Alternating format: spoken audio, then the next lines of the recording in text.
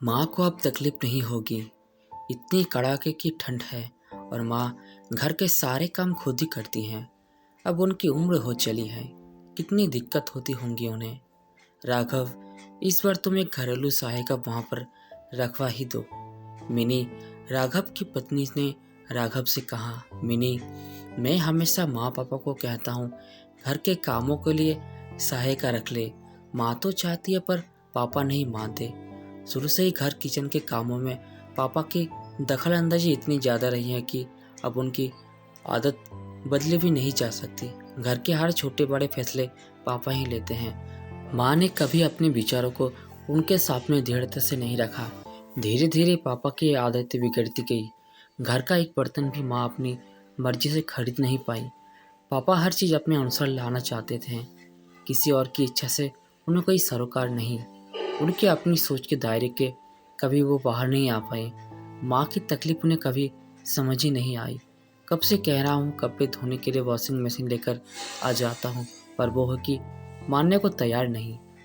जब ठंड का मौसम आता है, इतनी कड़ाके की ठंड में माँ हाथों से कपड़े धोती है, मुझे भी बहुत बुरा लगता है।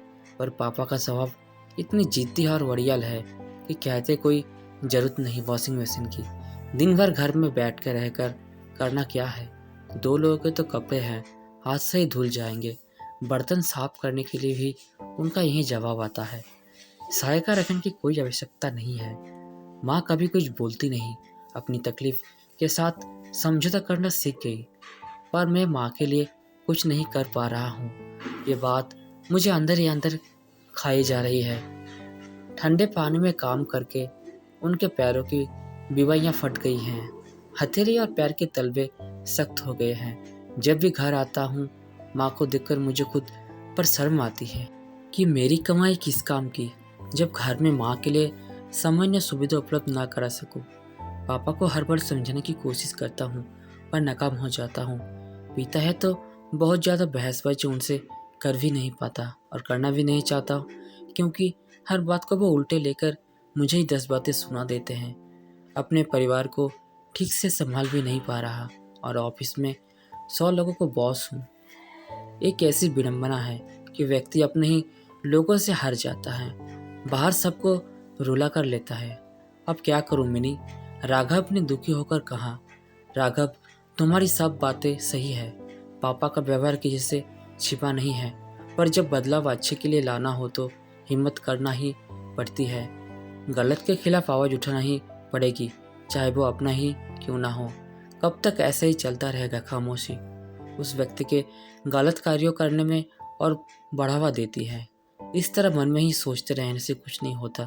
तुम घर के एक लौते बेटे हो, अपने डिसीजन खुद ले सकते हो। घर पर कुछ भी सामान लाने के लिए अब पापा की रजामंदी की कोई आवश्यकता नहीं है। जो भी कर रहे हो उनकी खुशी सुविधा के लिए ही कर रहे हो। इतना ज़्यादा सोचने की ज़रूरत नहीं है। अभी केवल माँ के बारे में सोचो।